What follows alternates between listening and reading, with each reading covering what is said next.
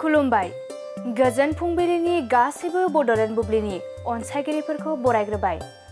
दिनै 29 एप्रिल समबारनि फानजामुथिखौ फरायथिनो लादों आं उदांस्रि मोसाहारिया।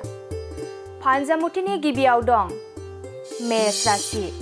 साननाय हनायफोरा फेलें थांनो हागौ। गोसोखौ जोबोरैनो असान्थि मोननो हागौ। गाज्रि सान।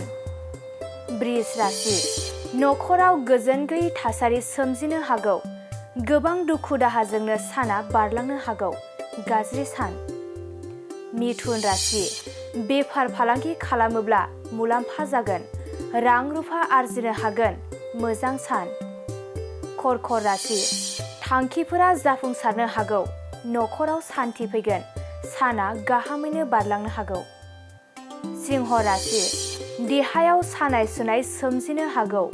सावस्रिखौ जोबोरैनो गाज्रि मोननो हागौ। कन्या राशि।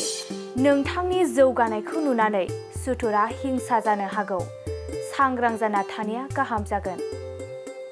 तुला राशि। सोरजोंबा गाज्रि मोनलायना थानाय दंब्ला गोरोबलायफिननानै थानो हागोन।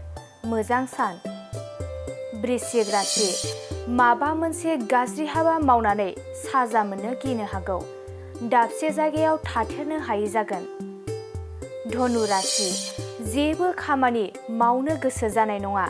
दाबसे जायगायावनो दिदोमै थानो गोसो जागोन। मकर राशि।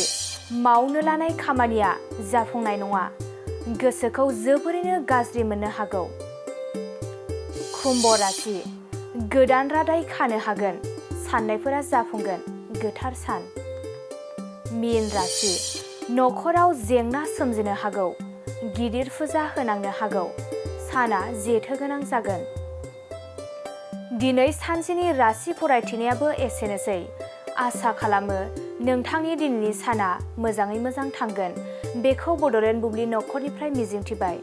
गोजोन्थों। मोनसे गोजोनथाव खौरां।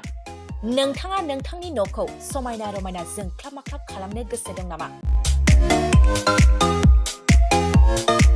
थारैनो नोंथाङा नोंथांनि न'खौ समायना रमायना साजायनो गोसो दंब्ला नोंथांमोननि थाखाय बिजनेस बेन्स प्रडाक्ट्स कम्पानिया गोजोनथाव खौरां लानानै फैदों। गोदान बोसोर रंजालि बैसागु फोरबोजों लोब्बा लाखिनानै बेन्स प्रडाक्ट्स कम्पानिया नोंथांमोननि थाखाय अफार होनाय जादों। चिरां जिल्ला बेंटल गेट 27 राजा लामानि एबा सिबिथाय लामानि साखाथियाव नोंथांनि न'खौ समायना रमायना खालामनो गोसो जानाय रायजो राजाफोरनि थाखाय बिजनेस बेन्स प्रडाक्ट्सआ लानानै फैदों गोजोनथाव खौरां। पलिग्रेनाइट, WPC एबा PVC, wooden flooring, wallpaper, steel roofing, soffit ceiling बायदि गाबनि न' साजायग्रा खम बेसेनावनो नोंथांमोना बायनानै लांफैनो हागोन।